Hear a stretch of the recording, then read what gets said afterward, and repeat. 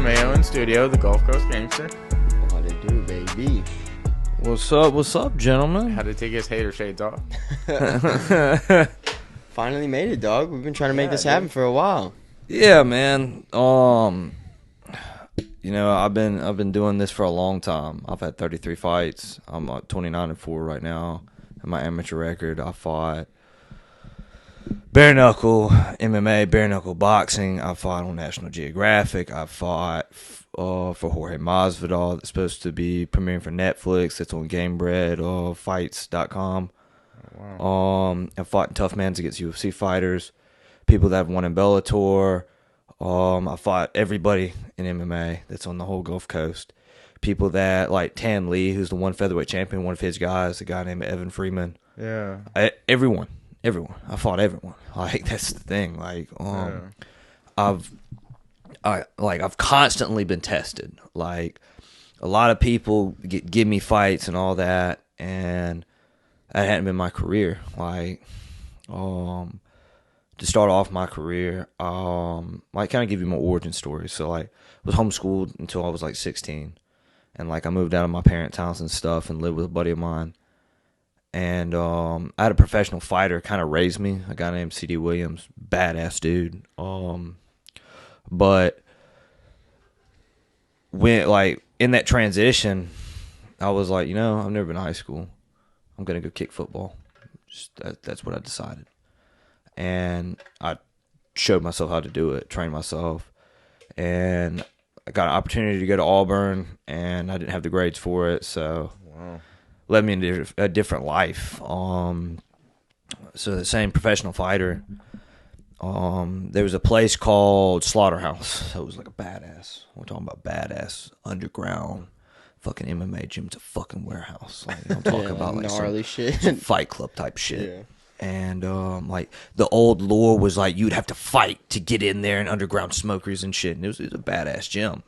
And I grew up in it because, like, I hang out with his son Gunner, always training there, and that's where I met Blake. And so we trained there for about a year, and then they shut it down for liability issues and shit. Cause fuck, you get hurt, you're fucked. And I trained at Blake's house. Like, we fucking were sparring on a carport. Like, fucking, you want to talk about rough? Yeah. All these motherfuckers talking about like gyms and stuff with AC. I didn't have that. Yeah. I didn't. And like, you kind of see like how I fight. We're babied now.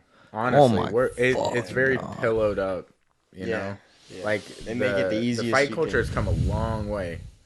Even sparring, man. Like, I'm used to a boxing gym sparring. Yeah. And when you go to a boxing gym, you going to war. Like, you're fresh meat.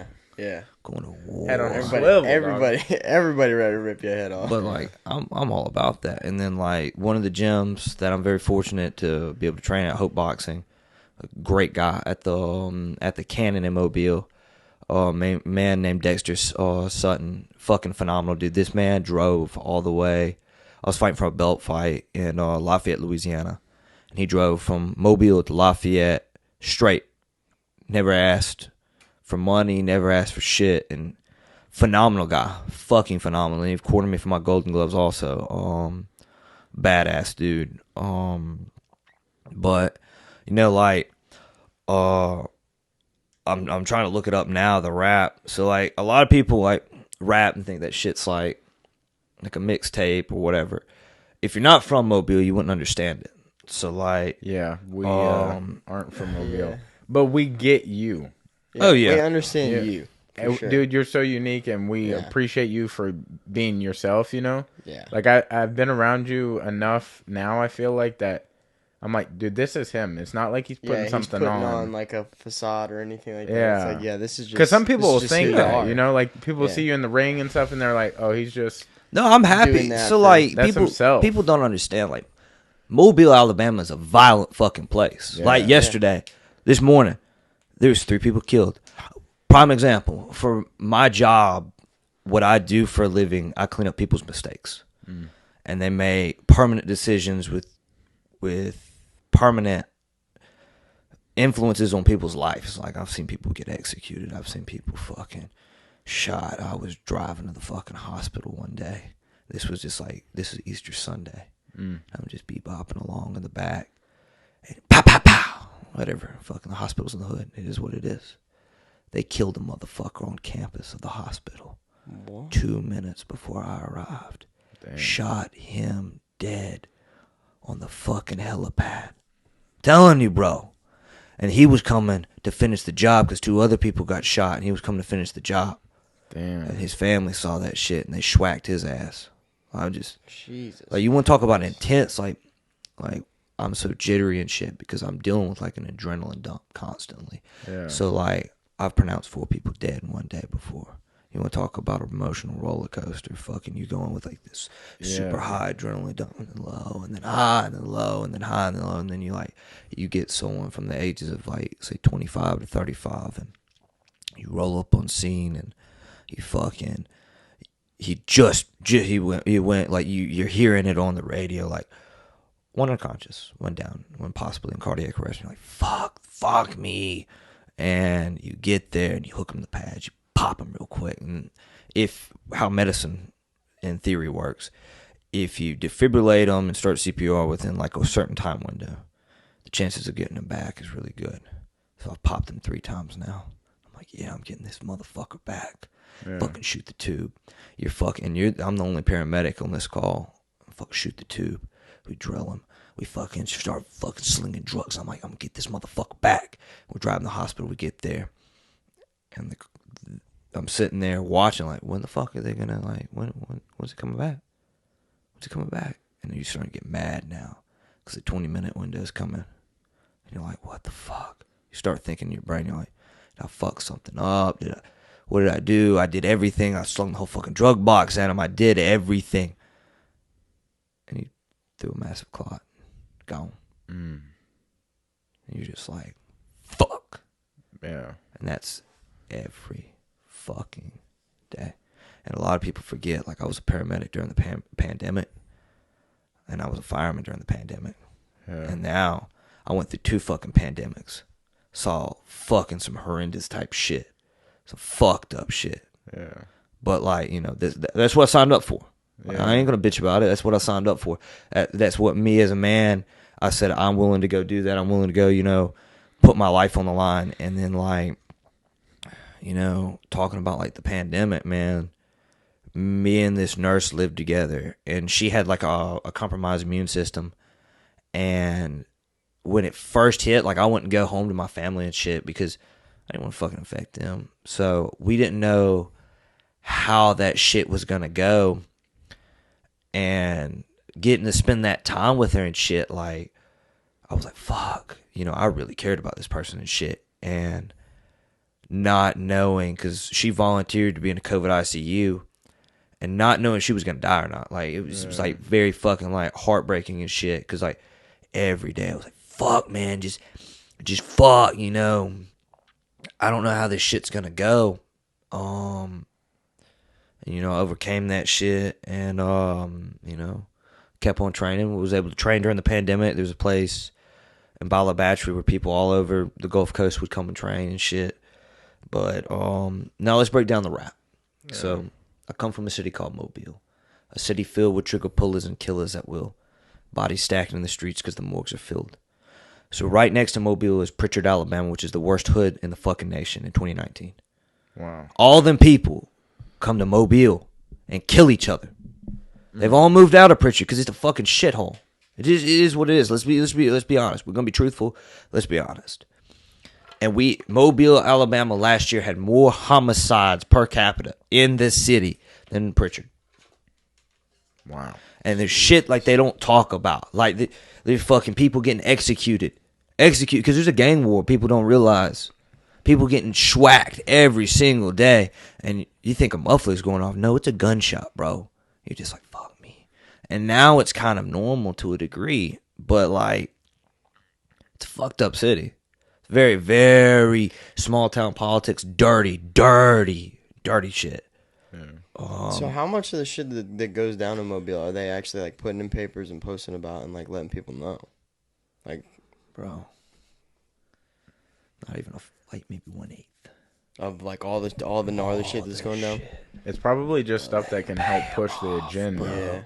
Yeah. They pay people off. There's, in theory, they, you know, certain establishment. Okay, you don't need to report this shit. Safe as city by 2020. No, the fuck it's not, bro. It's not. I'm telling you. Like, I see it firsthand, so I know. And, like, so, you know, like, so where I come from, the Delta variant was real. Hospitals were packed to the gills because no one was taking that shit serious till the loved one was killed. Yeah. So I was a paramedic during the pandemic, and I saw some crazy shit. Whether you want to believe COVID was real, whether you don't, like, I know what I saw. Yeah. And I saw some fucked up shit. I saw people begging for their fucking lives, and there was not shit I could do. Yeah. Not shit. And, like, especially during that time, you know, a lot of people don't realize that, you know, that shit really wears on you a lot. Like, you know, the TV show Rescue Me. I don't know if you've ever seen that before. Yeah, I saw it like when it was coming out. Yeah. That's like the last thing that I really remember about it. But, like, those faces, they stay with you. They don't fucking leave you. I mean, but again, like, that's what I signed up for. Yeah. So I'm not gonna cry about it. As far as go ahead. I was just gonna say, when you were making the decision to do that, did you have any idea that it was gonna be like as hardcore and like as deep as it is? And how hard did it hit you when you realized? Yeah. I assume you can prepare a little bit, but nothing like what you actually. It's like sink or swim shit. Like you either gonna be about it, And I lived a really fucked up life. I don't want to say fucked up. Like, I just had some fucked up shit happen to me. Like, I watched my grandfather. He lived with us, and he died of fucking some fucked up cancer. So, like, for the last 6 months that he was alive, he would scream every time he moved. So, like, that kind of, like, started where my insomnia and shit would be at. And that kind of, like, set the precedence, like, walking in and finding your grandma dead and shit. Like, some pretty drastic, you know, life decisions. But, you know, like, my dad was a homicide investigator, and my mom was a nurse. And so, like, they're really, like, kind of, like, tough-skinned people. So that's how they kind of raised me, you know. But you really can't get prepared for that shit. Like, yeah, it doesn't matter what you do. You're still, yeah, you're always gonna be. At the end of the day, you're always gonna. It's always gonna kind of somewhat bother you. It's gonna eat on you. And, like, I had a person tell me, like, you know, like, those ghosts will never go away, and that's very true. You know, they don't, because I'll drive by somewhere and, like, that memory will pop back. Yeah. And I'm like, fuck me. Like, damn, I live in a shithole. Yeah. I don't deal with anything like you dealt with. Yeah. I once found a cat that was still alive. It just got hit by a car. And it died in my arms. Yeah. I still think about that to this day, and that is nowhere near the level. Bro, you know, and it's like, I've seen a dead body before. Not, like, up close, but, like, driving by. Yeah. You know what I'm saying? Yeah. But I still remember, like, how old I was, where I was when I saw it, what happened to them. I remember seeing, like, and I was, like, 7. You know what I'm saying? Yeah. So, like, I can't even imagine now seeing that on a daily or whatever. Yeah, what we're trying to say is we're bitches. Yeah, 100%. Man, like, yeah, 100%. So, yeah, we ain't friends. Some people, like, it's just different life. So, like, I come from that, like, that environment. I come from where fucked up shit's always going down, where people getting fucking shot, where people fucking dying of fucked up medical issues. And, like, Mobile is a very dirty, impoverished, fucked up city. And I love that city. Like, that's what built me. That's what made me. Yeah. And where desolate places come, great fighters come from too. Yeah. Look at Kazakhstan. Look at Ukraine. Look at places like that. Yeah. That's where savages come from. Yeah. Because they're built by that environment. Yeah. So, like, you know, see, I come from a city so dirty you deal with acting like the clergy. Promising you poison just to numb your pain. But, young king, I've seen a lot of bodies meet early graves. So, where I was assigned and shit, they had, you know, an overdose problem, and the people that, it was just bad shit going around, and they would present the same way. Start fucking, I can't breathe, and it was a 20-minute timer. 20 minutes, they're dying. and fucking you just like, fuck, you're slinging all the drugs you can, and, you know, like, a lot of them didn't make it, and you're just like you knew at that point, you're like, fuck. And I remember going to a bar, and like, I was like, if I see a fucking coke dealer, I'm gonna break his fucking hands with the claw end of a hammer. Yeah, like, from Batman. Mad as fuck. Yeah. But like, you know, they chose that shit. So yeah. See, I come from a community where bullets zipping by, but kids acting immaturely. Yellow sheets on the ground, gunshots rang out. Mamas on their knees crying out, God, please, don't take my baby this way. I lost my oldest son last week, and I cannot tell him no more pain. You know, it's nothing for there to be like a shootout at the OK Corral. And fucking kids. I'm talking about kids. Yeah. And one accidentally shoots himself trying to pull his gun to get in the gunfight. And he's the one that bleeds to death. Wow. And you got this fucking kid in your motherfucking arms. And he's begging for his fucking life. Begging. Please, freaking the fuck out. Yeah. You're kind of freaking out to a degree, but you already know. Yeah, You've already seen this fucking movie, and you know how it ends. Yeah. You're doing everything, but it's not fucking enough. And like, being a fighter and being like a competitor and shit, I'm like, fuck that. I don't give a fuck.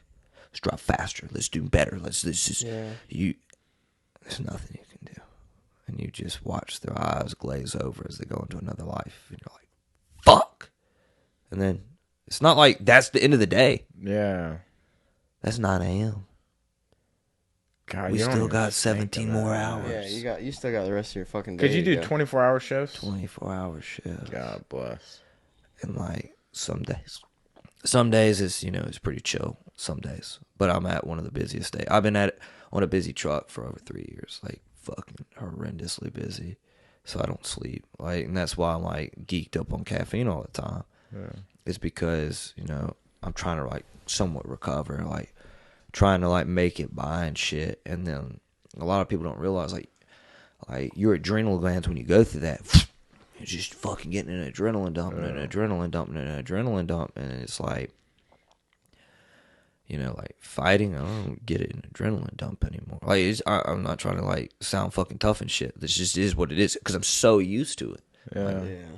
Like, I'm like grinning because I'm like, for once, I'm not responsible for someone's shit.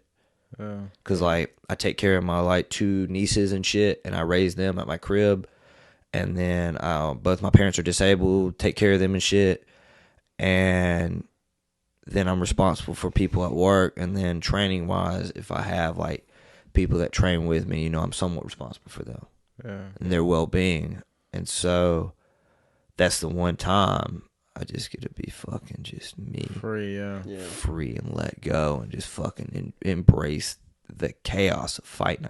It's not really chaos for me. It's fucking, let's fucking do this shit. Yeah. I'm fucking excited because I'm like, fuck. I got all this pain in my fucking heart, and I get to get it out on one fucking person. Like Swindle.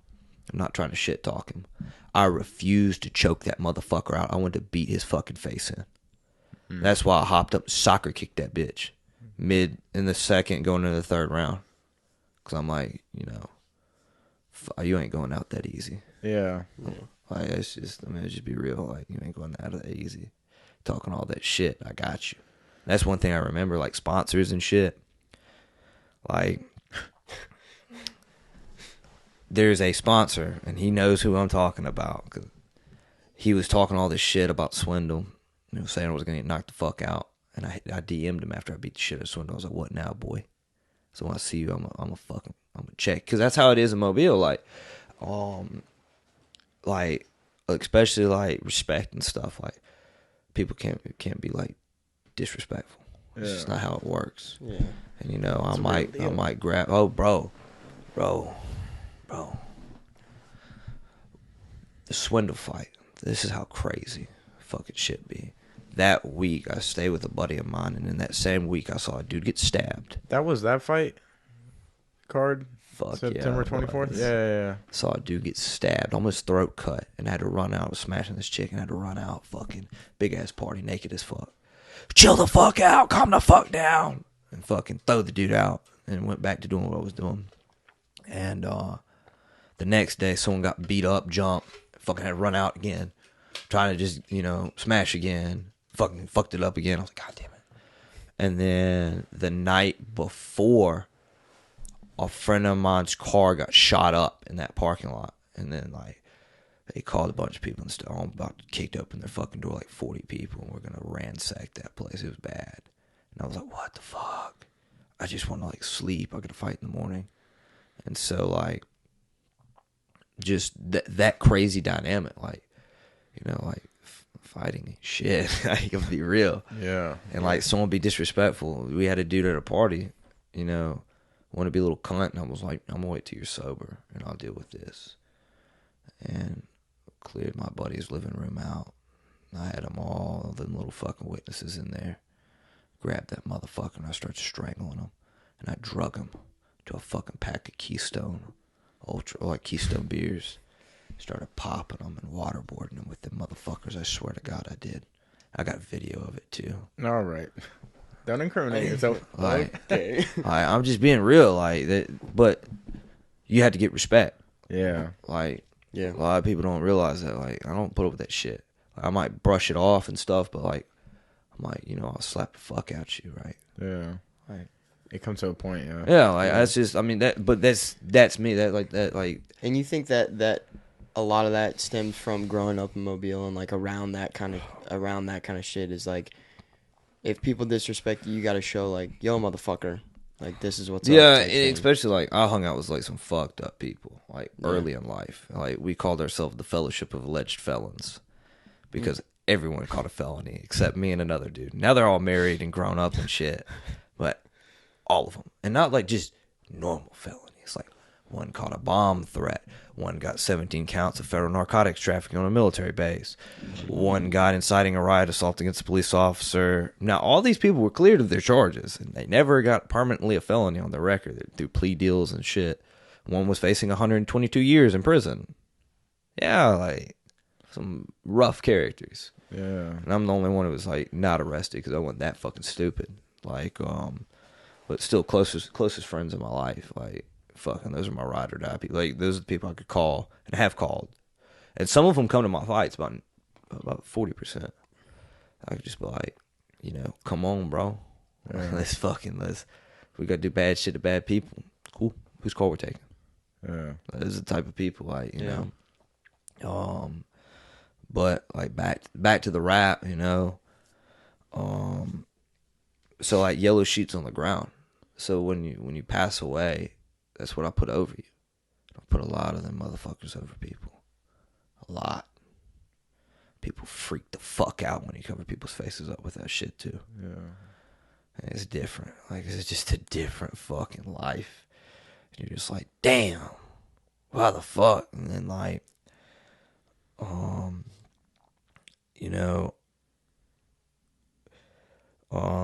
you snort that line, you end up dead in the troops line. That shit is laced with barbiturates and hatred, blood, money, and gang violence is business in Mobile on a daily. There's a rapper in Mobile that, I'm trying to think, what that retard's name is. But because he didn't pay the mob, they grabbed his grandparents. They tied them to 2 chairs. They set them motherfuckers on fire, and they set the house on fire. Wow. Swear to God. What the fuck? Swear to God. You pay the fucking mob there. Jesus Christ. I'm telling people, like, people don't realize how crazy stuff is there. It's like Gotham on steroids. Yeah, it's real. Yeah, it's like you don't see shit like that. I mean, over here we are in Pensacola, so it's like we're in a different trade.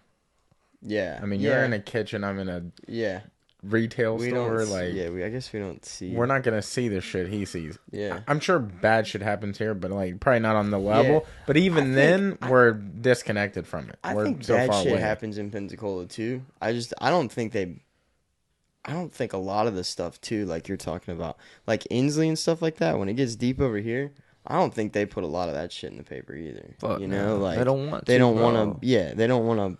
I don't want to do that shit. They don't want people knowing. And especially like Mobile, like with the birthplace of Mardi Gras, we have like interstates and shit. So there's like a lot of drug trafficking that comes through there. There's a lot of shit, and there's like the mayor there is a fucking piece of shit. Like fucking piece of fuck. Like fuck that guy to begin with. And I hope you see me on camera and you fuck you. I just want you to know that. Because he hadn't done shit. He's lied about shit. Yeah. He's not doing shit to change shit. He's not. When the fuck was he in the pandemic? Where was he at? Yeah. Chilling in his house. Yeah. Hanging out with his politician buddies. Where the fuck was he when I'm fucking running all these calls? Where the fuck was he when these people were dying? Where the fuck was he when these 2 cops got killed in Mobile? Like, where? Yeah. Want fucking no leader for mine. Is he the dude who was trying to do the Save the City deal? Is he the same? What were they trying to do with that whole thing? Just like, man, did they have like a plan? Fuck no. All it was political shit. Yeah, they were just they were just like, save the city. Save the city by 2020 is the biggest fucking joke ever. Like, just is what it is. So like now, you understand that, like, I ain't just spitting bars. Yeah. All my people within that community of Mobile, they're like, damn. Yeah. It hits them because they're like, fuck. It's a hidden message that I can give out to other people that a lot of people, they're like, this fucking retard's just rapping and shit. I take that shit serious. Yeah. And you wrote that, yeah? I wrote that my fucking self.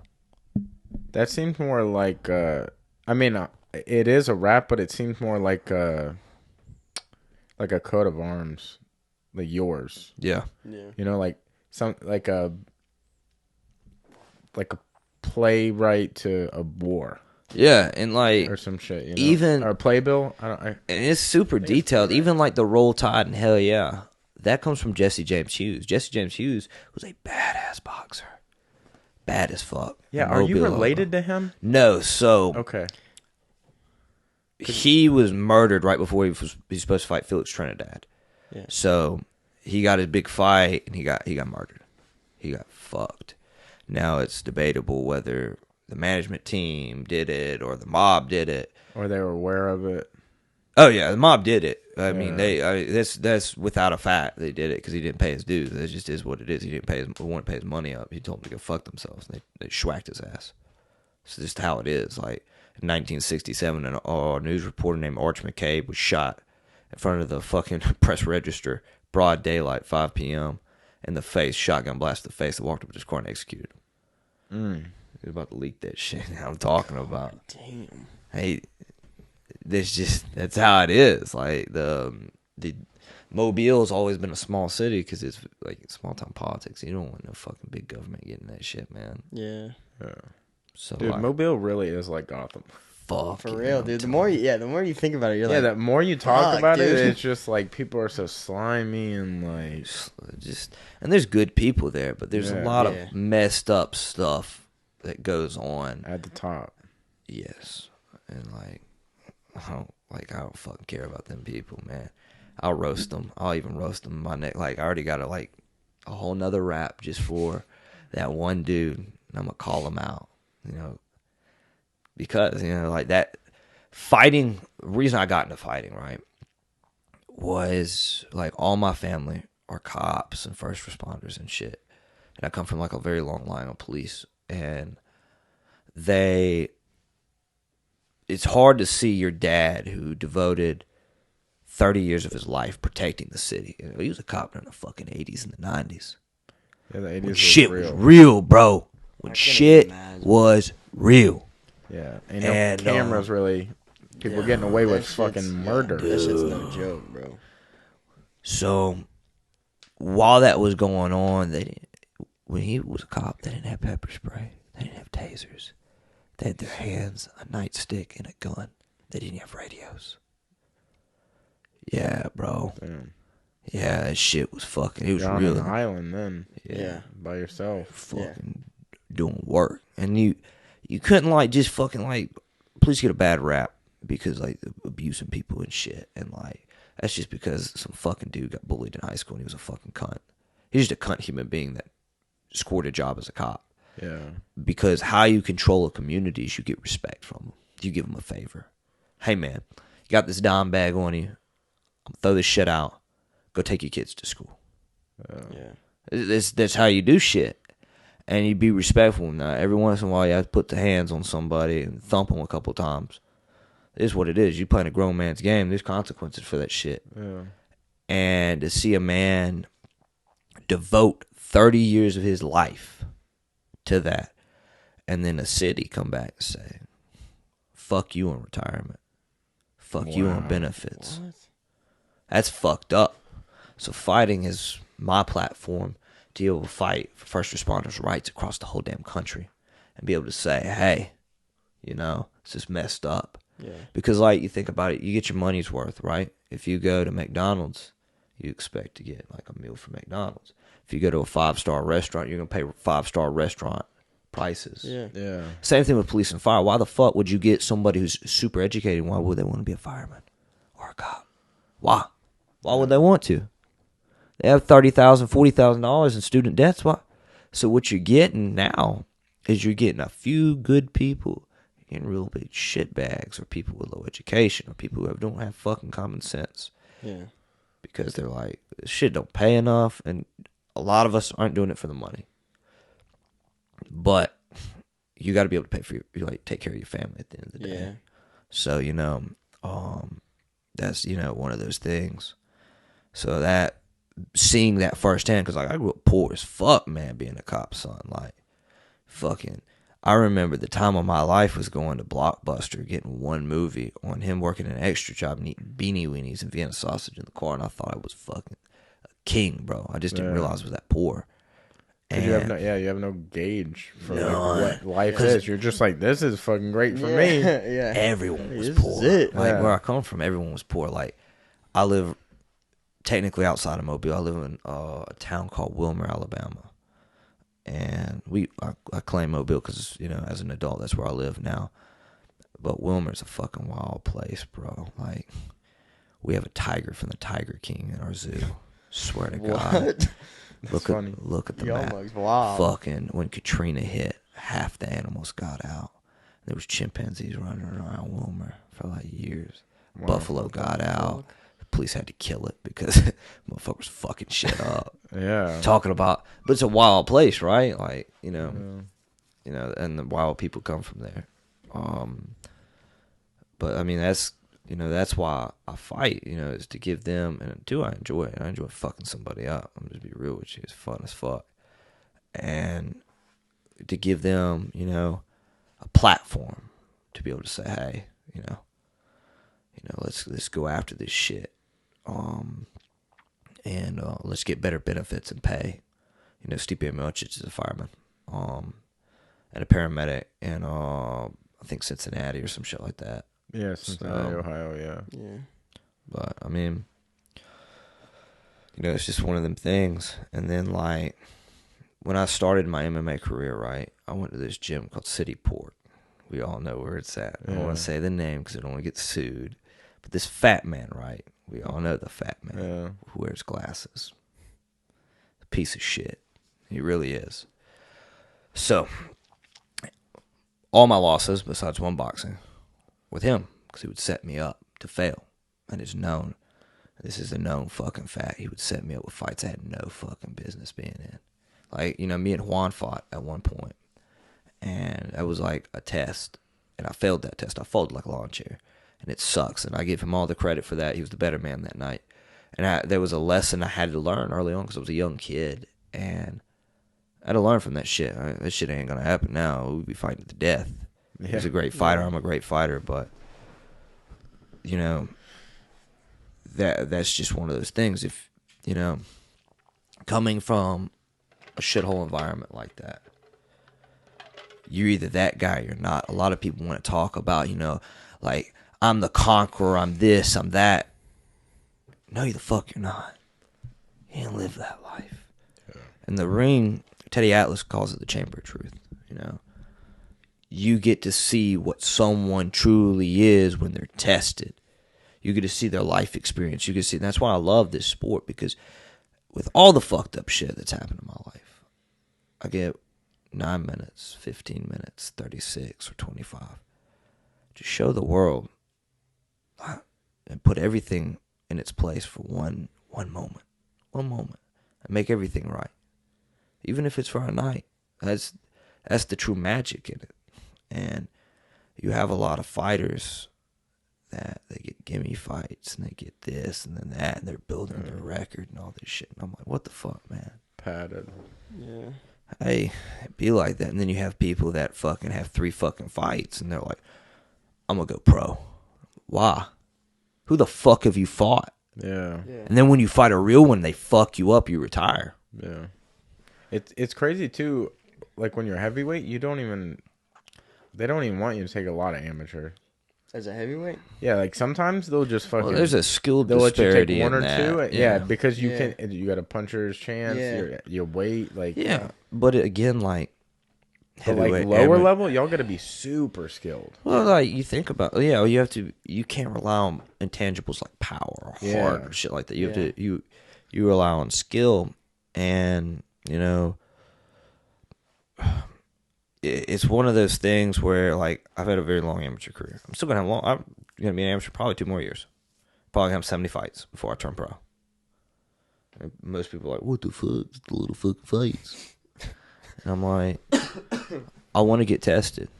I'm going around now. I have 3 belts, and I went up a weight class my last belt in boxing.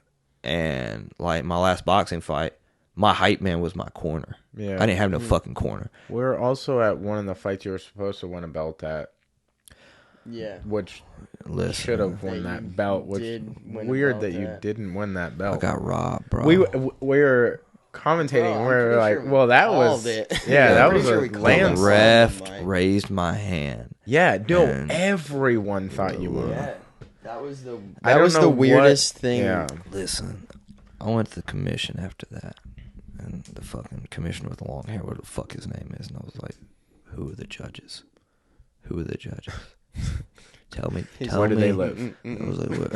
I was gonna do it on the spot. I was just gonna be like, explain to me how you judge this, and if you have a rational sense, understand. I want the better man. Yeah. But if that came with some stupid shit, I got you. Yeah, but we're live on air. We're like, well, that's for Mayo, clearly. Yeah. Like, we were calling it, and then and I was like... before they made the decision, we were like, okay, well, Yeah, we were like, that's weird. They announced the wrong name, but they raised the right hand. Yeah, I do remember that. Yeah, and then it was like, oh, no. Oh, I think they got the wrong name. But I was like, no, I guess that's what they're calling, because they just... I was like, what the fuck? Bro. Yeah, that was You get robbed. That's the sad part of this sport. And... that time, it was incompetent judges. Now, if he was the better man and he whooped me on points, he beat me, I'll say he beat me. And I'll look at that loss and I'll say, okay, cool. What can I do to change that? And then after that loss, I've gone on like a 4-fight tear, knocked everyone out. Yeah. Mm-hmm. Like, even with USA Boxing, knocked people out to the point where they threw in the fucking towel. It was the fucking doctor threw in the towel. It was like, stop this shit. Because I hit this dude, like I dropped him every single round. Was that at the Sugar Burt? Yeah, the Sugar Burt. And you won the belt there, right? Yeah, 155? 156, yeah. 156. Yeah, went up to Congrats, 56. Bro. That was awesome. It's just one of those things. Yeah, what is it? You know how daddy do. But like, there's just one accolade. Like, I fought in Tough Mans against like people that have won in Bellator and shit. Like, and I had to fight 3 times that night. Way out of my weight class. Yeah. I saw a dude step on the scale 180 something. And I was like, what the fuck? That was my first fight. I was like, well, fuck it. And then, like, I had to fight a boxer that had, like, 80 fucking fights. You were fighting 3 times a night? Swear to God, I did. Well, that's how they do those tournaments. What? Like the Golden Gloves, isn't it? So, they like, do, like, two, I think. They changed it. Then... So, like, USA Boxing, you can't fight multiple times in a day anymore. That's gone. And then they modernized it where it's not like touching each other. It's like you knock him the fuck out, and especially with it being me, not having a good team, being a little white dude. I'm not supposed to win. And I'm like, fuck yeah, I'm gonna fucking kill you. Like let's do this shit. Like I'm not supposed to win. I'm not supposed to be, the guy who comes out like. It's different. It's so culturally different because it's not like an MMA fight. It's just not. Yeah. stupid different. And the coaching is different too. And then like, you know, you're either it or you're not. Like, that's just one of the things. Like, and my style, like, I'm a boxer, but when it comes to USA box, I'm not a boxer. I'm a fighter. Yeah. And I'm going to get in the pocket and I'm going to exchange. And I might pivot off every once in a while, but I'm going to make it a dog fight and see, do you really want it that bad? Yeah. Because I want it that bad. I want to die. Like, I'm going to be real. Like, everyone says that shit, but look how I fight. It speaks for itself. Like, full send. Because a lot of people don't realize, like, even that belt fight, I was gassed before I even got in there because I cut a lot of weight. I'll never do that again. Never fight 35. And people don't even think about your schedule. Like, what exactly is your schedule? That's what I was gonna ask you. Like, because you're talking about 24-hour shifts. How do you do 24 on, 48 off, and then like sometimes you can work like a double, and you can get like someone to work for you and stuff like that. And you get so you work 48 straight sometimes. Dude, I've worked fucking like 5 days straight. I swear to God. Holy fuck! On a busy truck, bro. You're almost at that point. Like, I hope somebody dies. I'm tired. Yeah. Like, I need this adrenaline. Nah, bro. You're just like, fuck me. Yeah, that's crazy, dude. It's fucking horrendous. So you just, like, so on your off days, you're 48 hours off. Like, how do you schedule training? Is it literally on the fly? You're like, yo, I can train today? I get in my car, and I drive to Biloxi, Mississippi. And I get there about 7 in the morning, 8 in the morning. And I stay till about 2 in the afternoon because I do like conditioning and some like strength conditioning shit. And then we do jiu-jitsu and then boxing and shit in the morning. And then like I'll drive either to Pensacola or I'll drive to Mobile or I'll drive to Satsuma, where Blake's at. And then I'll train that night. I leave 7 a.m. in the morning and I don't get home till about 10, 11 o'clock at night. Yeah. If not midnight. And then sometimes at midnight, I'm like, fuck it, I'm just going to go run. So I'll be downtown Mobile because no one's out there. Yeah. And I like just running out there because it's well lit and I don't have to fucking deal with people. And I can just kind of like just do my thing, put on my music and just go run out there and train out there. Be by myself. Because like with fighting, you're so you have a team. But you, at the end of the day. Yeah. It's just you. And so being comfortable in that, and being comfortable and being by yourself, being cool, because like I really don't like a lot of people, because like I think a lot of people are just soft as fuck. And that being said, like this is just how my outlook on it is, like who you hang around, you become. You hang out with thugs, you become a thug. You hang out with soft people, you become a soft person. Same thing if you train around soft people. You'll start to become soft. Oh, you hit me too hard. Like, we're not playing fucking patty cake, bro. We're trying to fuck each other up. Like, we're trying to get in that work.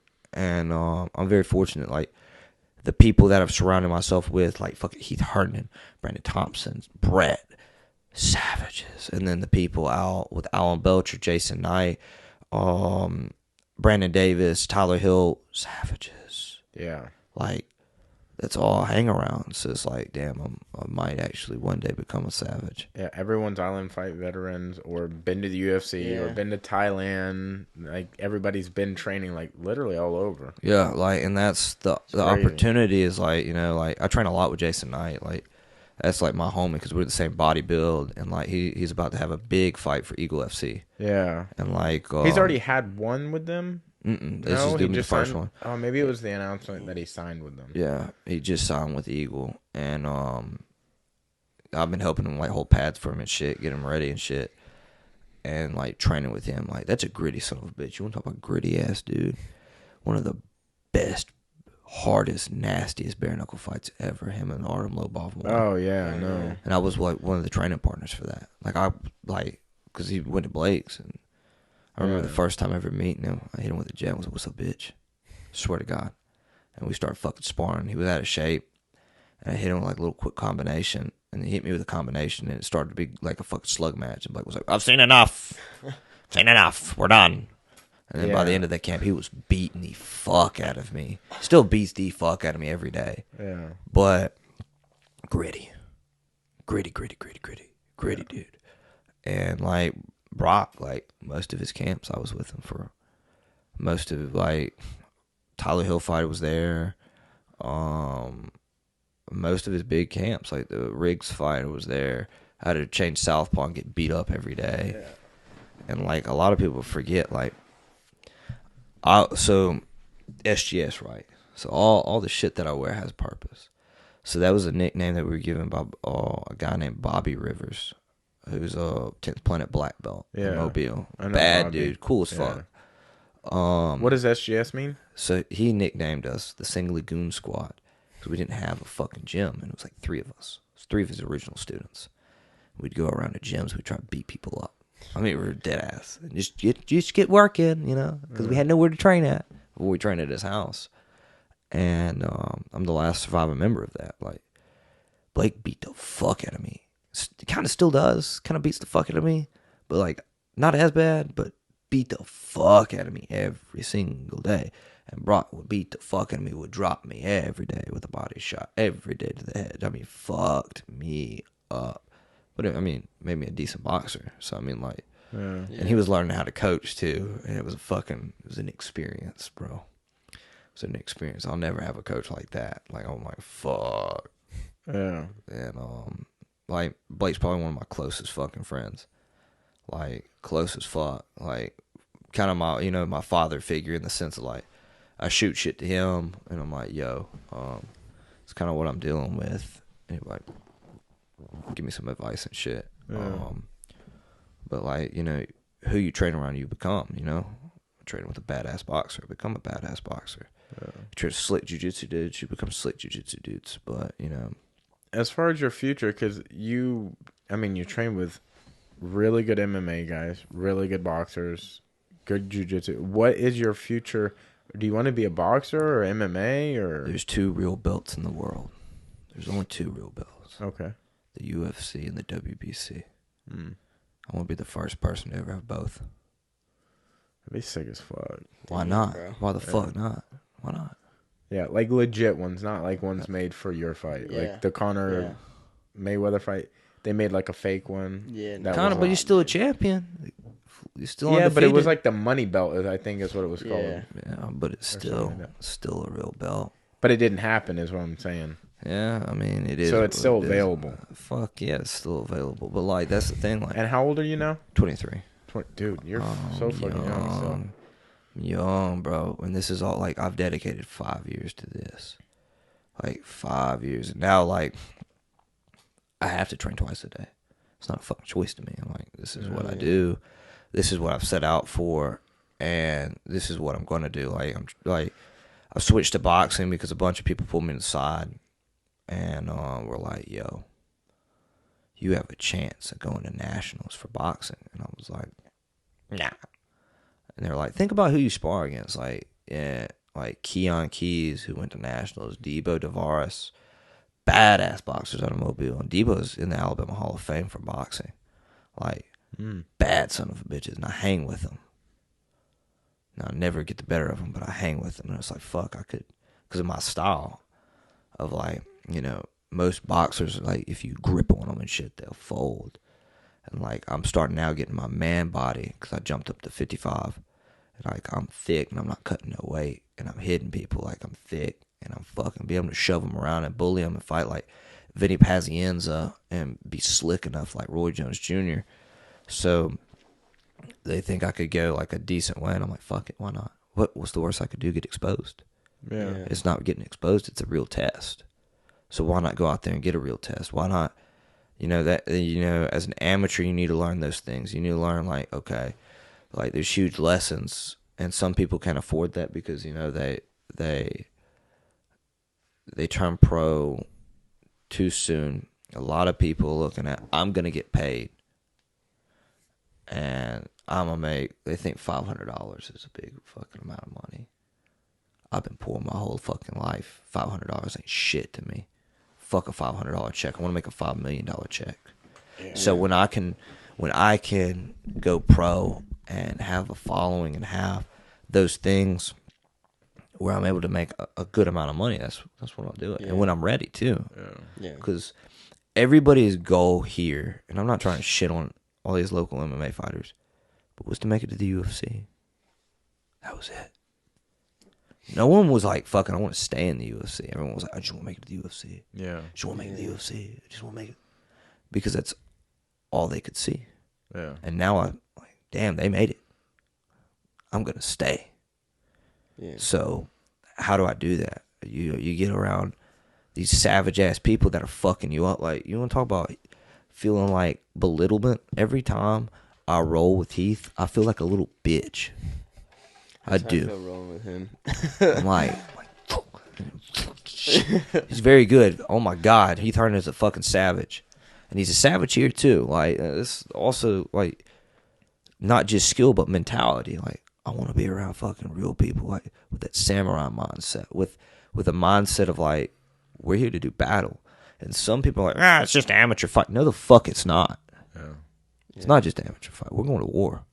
That's how I look at it. Like. We are going to war. Well, and at the end of the day, it's like you versus somebody, like literally trying to knock each other's heads off, bro. Yeah, and I know like, it's an amateur record, an amateur but it's still fight, part of your experience. I ain't trying to knock your head off. Yeah. I'm trying to take your motherfucking life. Yeah, like I don't give a fuck about a belt. I want to stiffen you up and then fucking jump on you like fucking Dan Henderson and try and break your motherfucking neck in front of 1,000 fucking people.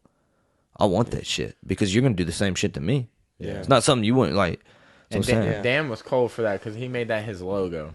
Him jumping. It's fucking. But you play stupid games, you win stupid prizes. That's true. Yeah. Bisbing was talking too much before that fight, so I mean, he was still in the money making thing, so I get it. I think you have a gift, huh? Oh yeah, dude, we've been connected for a long time, me and you. Yeah. And I've told this story to several people, and my flag. Yeah. This shit has been in my car for like 6 years. Oh, the Mobile flag. Yeah, bro. I don't know if that was like...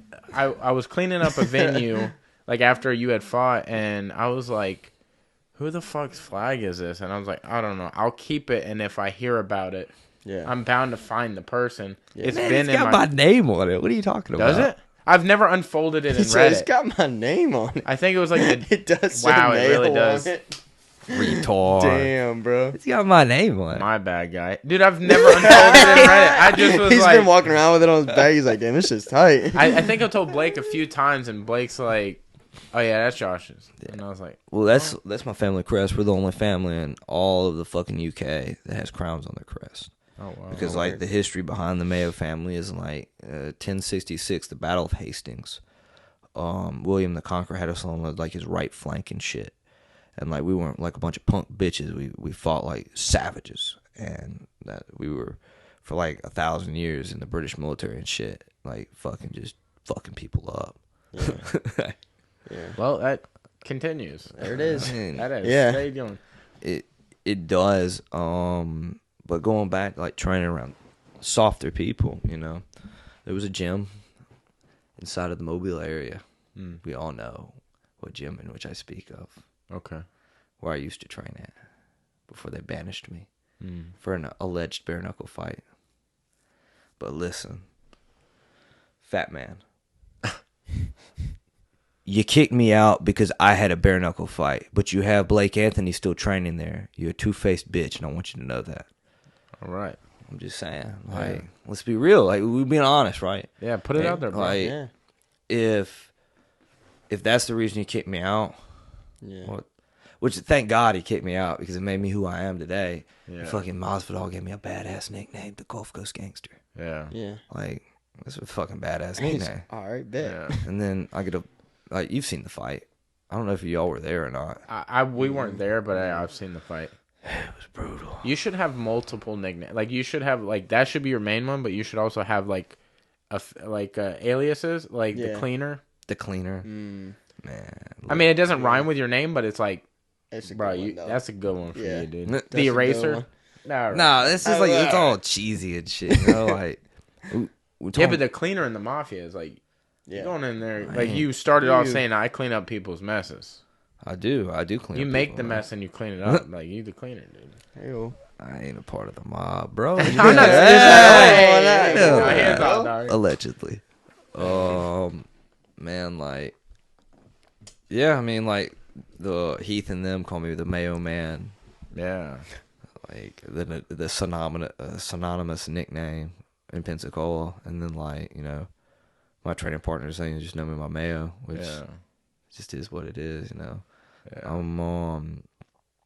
But yeah, I got booted out of that gym, and then like the story is fucking wild as fuck because I got set up with I got set up with a guy that was like 8-0, fucking murdering people, and the fat man was like, "Yeah, this would be a perfect fight for you." Set me up. He wanted me to fail. Real shit. Because in amateur fights, you don't get no money. So does he get money for any sort of thing? He does shady shit. Yeah, that might be what that was. Yeah. Maybe I give you 2 amateurs so you give my pro an easy win. Yeah. Kind of fucked up shit is that. But that's alleged. So we lost. I was trying to kill the dude, and we both hit each other at the same time. He clipped me. I was like, fuck me. He jumped on my back, got the rear naked choke. I was like, God damn it. That was dumb. How many in were you at that point? Probably like a minute. It was quick. And he woke up first. And I was like, fuck me. Damn. But I learned. It was a huge lesson I had to learn again. I was like, well, damn, take my time, use my jab, set everything up. Don't run in fucking trying to kill him. Like, he was a better man that day. Yeah. All the praise to him. But we're driving back, and at this point, I'm looking for like vindication, because I'm like, fuck, I can't. Like, my conscience is fucked up, man. I was like, fuck, I gotta fight again. And Brock calls me. Hey, man, I got this Kimbo Slice shit. I was like, fuck, Brock's coked up right now. What the fuck? Yeah. Like, how he explained his bare knuckle, it's in the middle of nowhere. You're fighting this dude to the death and shit.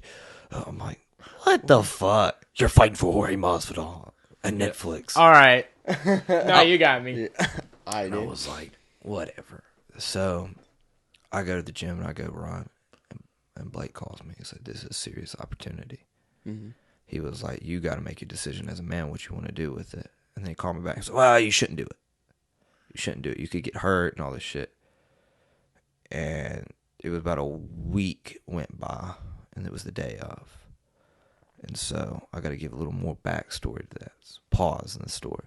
Yeah. So we went to Mississippi. I went through a rough patch where I saw some very fucked up shit on my job, and it kind of ate on me.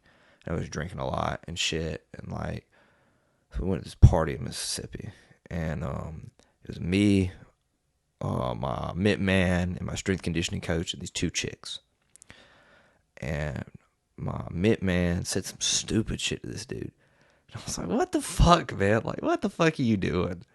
And the guy was drunk as fuck, and he was showing me his gun. And I was like, that's cool. I'm not going to tell you I have a 1911 on me and 3 mags in my pocket.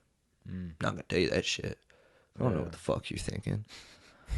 Well, this dude, these 2 chicks start fucking each other up. Pop, pop, pop, pop, pop. And one's wearing rings, and she's cutting this bitch up. I'm like, God damn. Well, my mitt man breaks him up. And the guy fucking Mississippi. This bitch is going to fight to the death. I'm like, adios, bitch. We out. So we were walking away. And my mitt man puts his arm over my strength conditioning coach. He was a big fucking dude. And said, fuck him. We'll just go party at the club. What did you say? Boom! I see it last minute. I turn into it. And I roll with it. He clips me.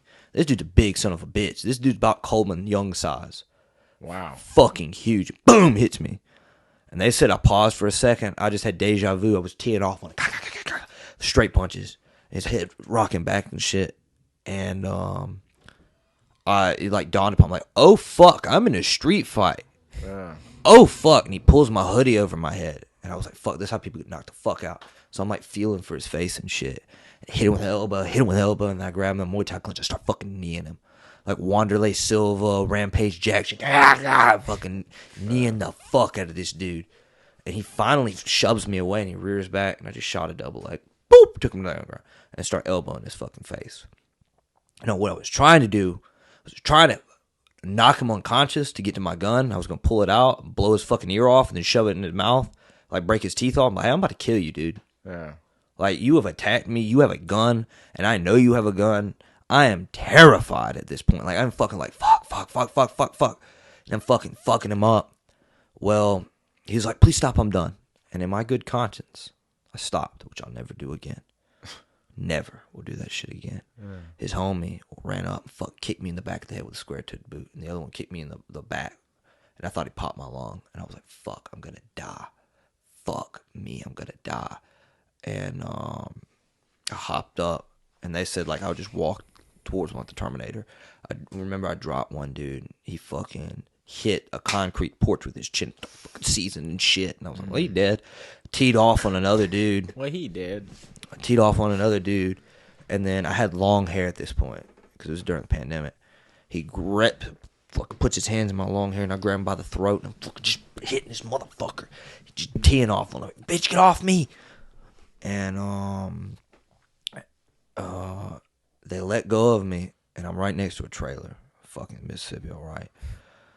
And this chick, fucking tiny ass chick, this tall. You know that MMA shit? Don't want to grab that bitch. Boom! Hit her with an elbow, and that was my way out. Wow. Turned her fucking shit sideways. I didn't give a fuck. I was fighting for my life. It is what it is. Well, these fools didn't know what the fuck to do. They froze like deers in the headlight. Like, whoop! And I pull my gun out by my leg, take the safety off. I'm just gonna start killing people because they're grabbing bats, rakes, shovels, and I'm like, they're gonna kill us. What the fuck? Yeah. So we bail in the car. They start beating the fuck out of this car, and my mitt man doesn't know how to like work a manual, and he's fucking his cars get beat out, and we're like, this is how we die. This is how we fucking die. In Mississippi, this fucking shithole. It was like Hurley too. I was like, fuck. Like, god damn it. We take off. And we get out and like I bitch him out. Like, what the fuck, dude? I was fighting for my life and you just dipped on me. What the fuck? He just froze. Now he's a gangster. Yeah. I seen this dude put a knife on him. He put his gun in the car and fucked him up. He got stabbed. He got fucked the dude up. Like, he just froze that one time. And I was like, you know, we're on the way to Pensacola for the alleged bare knuckle fight. Yeah. And I was like, you got to vindicate yourself, bro. You fighting in this motherfucker. Call Brock. I was like, put him into 185 pounds or 180 pounds, 170 pounds, something like that. Yeah. He's a big ass dude. So we're bebopping over there. And like, we're thinking like, okay, Kimbo Slice. Like, we're going to bail in someone's backyard. We hit him with some good shit, glide out. And we're wrapping our hands and shit because like I've been around the bare knuckle scene for bare knuckle boxing, so I know how to wrap the hand. So we're wrapping our hands with like Coban, which is when you sweat, it tightens. So it'll make your hand swell up because that's what you want. You want your hand to swell up like a fucking balloon because it makes a homemade cast basically. And so we're taking sweet sweat and rubbing this shit all over us because we're like, this is a street fight. There ain't no fucking rules. So we want to be wet as fuck on the way over there. So we're like fucking rubbing ourselves down with this shit. And we get there and Ian's like, y'all can wait right here. And we're like, what the fuck? We're profusely sweating at this point. Yeah. Like cutting weight just to fight. We're like, what the fuck, man? So we pulled up to an alleged legend in the MMA scene over here's ranch. And we're like, shit, this is actually going down. And then we start looking around who's there. I'm thinking it's going to be like some fucking retards and like podunk people. Savages. Yeah. Yeah. All savages. And I'm like, fuck me. I'm going to have to fight a real dude.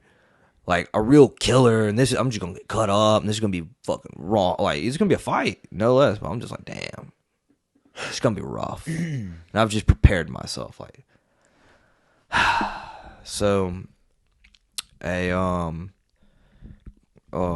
of the promoters came back there and was like, both your opponents dropped out. I'm freaking the fuck out. I'm like, fuck. I know I'm going to even be banished from my gym for even being here, let alone fighting on this shit. Yeah. Damn, this is like, I've got to fight. Like, I don't have a choice. Like, I've got, like, I got to fight. Yeah. I got to shoot my shot with Masvidal, and just maybe something fucking, he'll figure some shit out. I'm like, fuck me. And they come back and say, what about 2-on-2 at the same time? We're down. We hadn't even seen these people. We're down. What? Yeah. And they're like, you haven't seen the fight?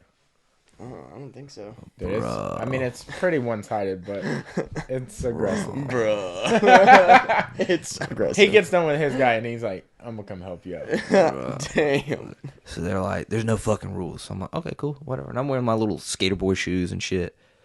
And we walk in the back, and it's Brock Weaver and Jason Knight's my corner for this.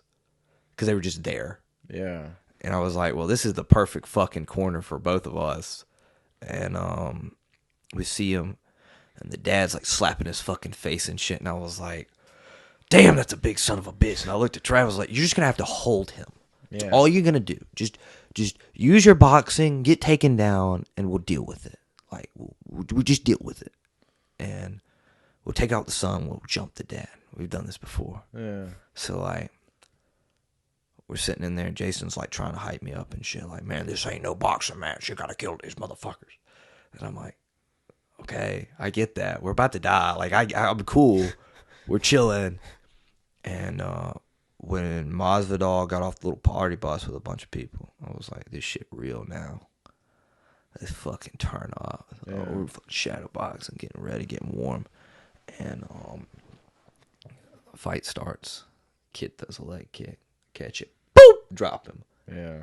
Beat the fuck out of him. Then daddy, with a small tear in his eye, runs over to save his son. He tries to hit me. And my homie jumped on his ass. Hit him with a clean-ass right hand.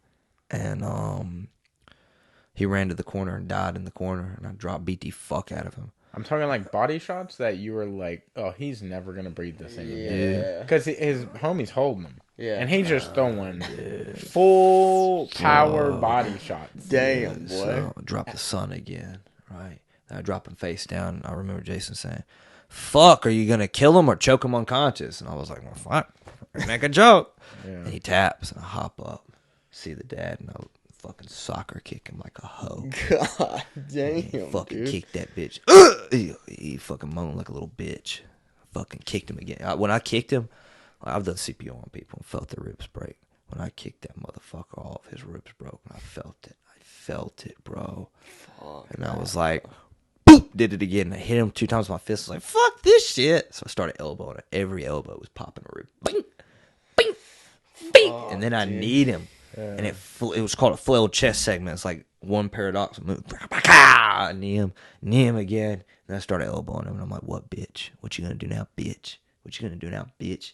As I'm dropping these bombs on him. And he taps out. Homie lets go over, and I hit him one last time under the chin. Because fuck you. Why not? Oh, my God, dude.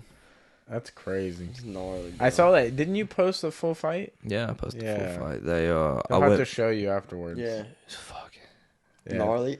It's different. It's different. It's different. But, like, you know, about to fight for National Geographic, too. So, I mean, yeah. Tuesday. That's crazy. In my city. That's what's up, dude. They're coming to, there's a spot, like, unless you're from Mobile, you won't know. There's a spot within Mobile, iconic location, in the middle of fucking nowhere, but in the middle of everything. Like, if you know, when you see it, you're like, damn, they pulled it off.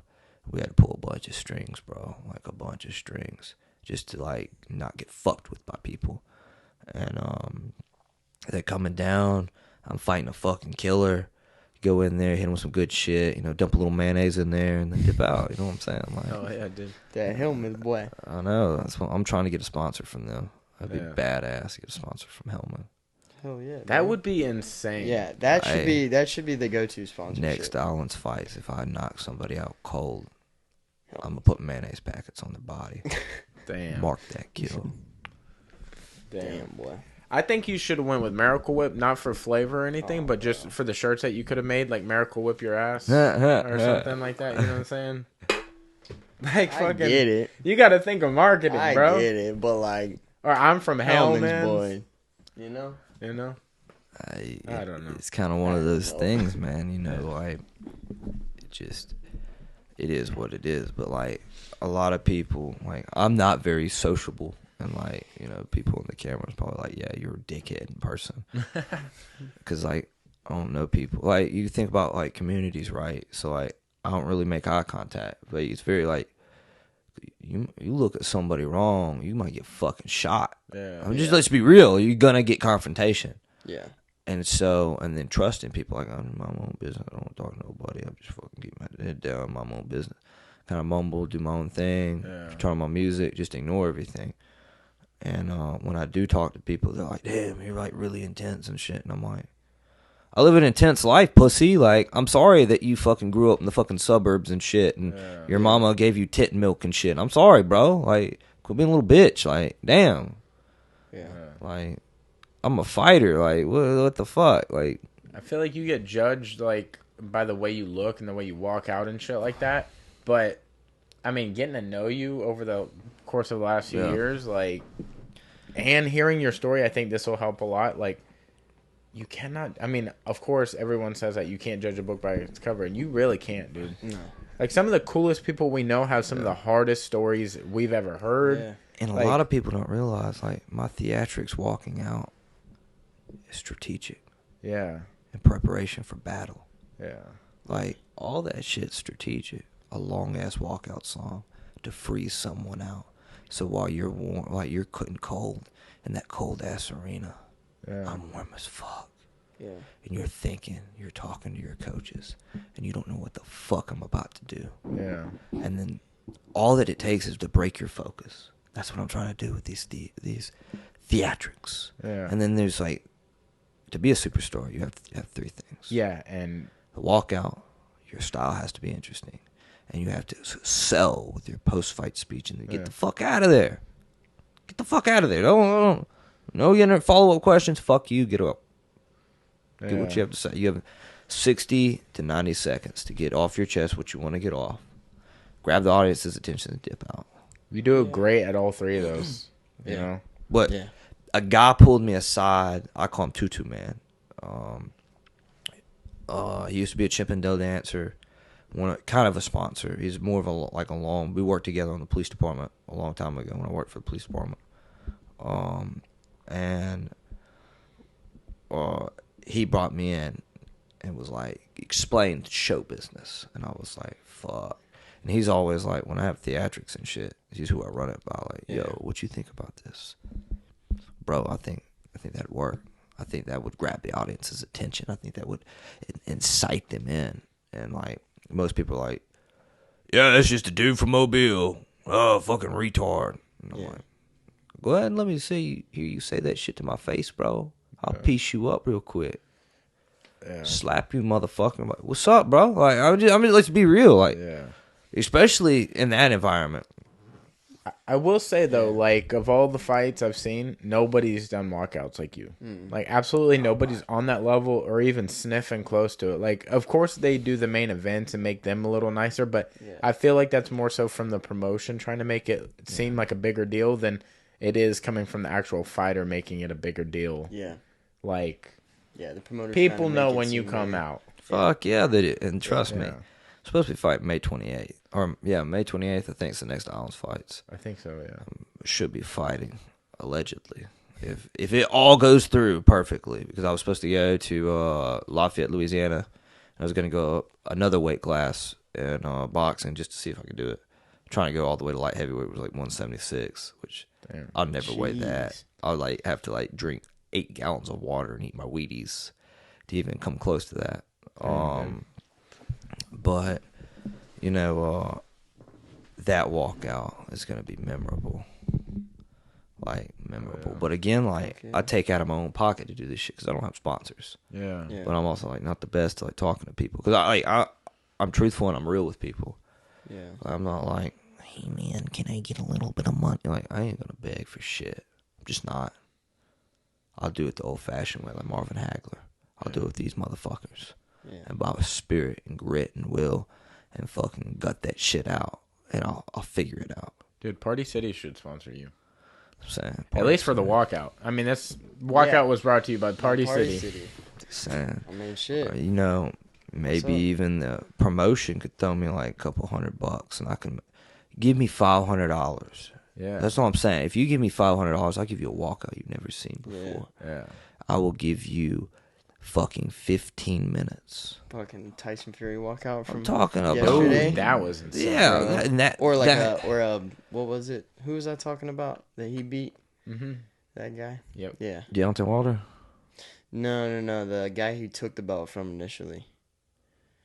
Not Lomachenko, but that's a way different weight class. I know. Oh yeah, I was that like name. It's like that. Kombucha, whatever the fuck is that? No, it's the two brothers. You know what I'm talking about? Oh, Cholo brothers. No, you're talking about. It starts with a K. Klitschko. Yeah. I was like, Klitschko. what now? Have you seen Klitschko? Yes. They're like 30-something minutes long. Yeah. They get like George Foreman but to walk them out. But that's what and you're shit. supposed to do. It's entertaining. Like the fight itself has to be real. I get that. Yeah. Like you got to have it where it's like, fuck, these motherfuckers are crazy. But when you go to a fight, and this is one of the big things, is I want to take your reality for, let's say, 9, 10, 15 minutes, whatever the fuck it is. And I want to intoxicate you to a point where the moment is so real, is so raw, is so pure, that you believe anything could be fucking happening, that you could be inspired. Think about Muhammad Ali inspired Sylvester Stallone to write Rocky. Yeah.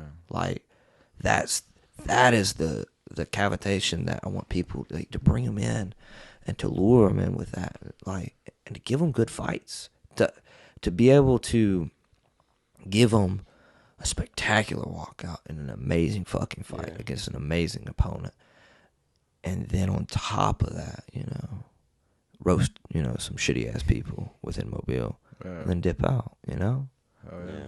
And then, like, most people, like, don't realize I don't, like, really drink and shit that much unless I'm doing, like, fucked up shit. Like, this is all I do. It's just train. Just, okay, cool, whatever. But when I get, like, I'll go drink and I'll fucking get fucked up. Like, wild, man. But, after a win, every once in a while. Well, dude, you have quite a crazy story and crazy lifestyle. We can't thank you enough for coming on. Hey, man. You got any questions or anything like that? Me? No. I mean, you pretty much answered all that. Like, the schedule thing was like a big question. I was like, how does he fit all that in? Yeah. But I mean, you answered that. Yeah, I think a lot of what it was for us is the backstory, and how like how everything happened in the Mobile life type thing, So I'm stoked you got to come on and it was a cool opportunity, people that you need to have on is like Max Mustaki, fucking Heath Herndon. Dude, I mean, we've tried having Heath on like 14 times. He keeps like, why don't you just go ask him? Like, I'm in person, like, just. I've talked to him in person. Damn, bro. Yeah. I think scheduling is weird. I think it was at that September 24th fight. Yeah. And then I think I saw him another one, but it was right before his fight with Cam. And he kept dipping. Yeah, because you Cam's people, like. Yeah, but we're not biased. I know, but like, we're not gotcha people. We're not gonna be like, so you were saying this shit, like, we actually unbiased. Yeah, place. We actually like we want to sit down with people and like talk to people. About, like, we're not having Heath on because he's a rival to Cam. No, and I understand that, like, but a like legend of the area. yes, he is, and so. Telling you about fucking the Gulf Coast gypsies. Yeah. Bro, you want to talk about savages? Well, you put it in his fucking ear. Savage. And be like, dude, I wanted it. Make dude, it and happen. Blake. We've been trying to have Blake on for, I don't know, since we started. Blake's about to have a bunch of free time. He's becoming a fireman, so. Word. Yeah, he's becoming a fireman. Well, there'll be no excuses now. Yeah. He said I had to watch some anime before he comes on. So Jesus, he's gonna be talking about fucking anime and shit. Yeah. I'm like, what the fuck, bro? Well, we're gonna get you out of here. Yeah, bro. Yeah. Is there anything you want to shout out before we get out? Dear sponsors, or future sponsors, listen. Mayo of all things. I'm not the most talkative person. Just hit me up on Instagram, and I'll remember you, because like that's one big thing I'm big about is loyalty. Loyalty over anything. Like, I lost my job at the police department over loyalty. Like, a lot of people don't know that. I couldn't rat some people out, and I was forced to resign. It just is what it is, and I gave up a whole future for that. But I ain't no snitch and I ain't no fucking rat. It's just one of those things. Yeah. So if you want to be loyal to me now, young sponsors. I'll be loyal to you when I make it big, and I'm gonna make it big in due time. It's gonna happen. It's this thing is, you know, it takes time, and then you as a sponsor can be a part of a magical experience. You know, I can bring you backstage. You can see what a fighter goes through and the highs and the lows, and you get to walk out with fucking the Gulfcoast Gangster as he makes his, and you won't even know what the fuck's going on. Yeah. Until it happens, and you're like, "Oh shit, that's fucking wild as fuck. What the fuck?" Man, like, you know. And then you ring girls. You ain't that cute. Quit acting like that. Your pussy ain't that good. Stop. Just stop. Stop. Jesus Christ, stop. Oh fuck, I love it. All right. Like, hey, I'm gonna roast the fuck out of y'all one of these Highlands fights. I swear to God. Hell yeah, dog. Well, thank you again. We can't thank you enough for coming and hanging out, bro. Thank you, Well, man. hell yeah. Thank you guys for watching. Thank you guys for listening. We're getting the fuck up out of here. We love you. Yee yee. Yee.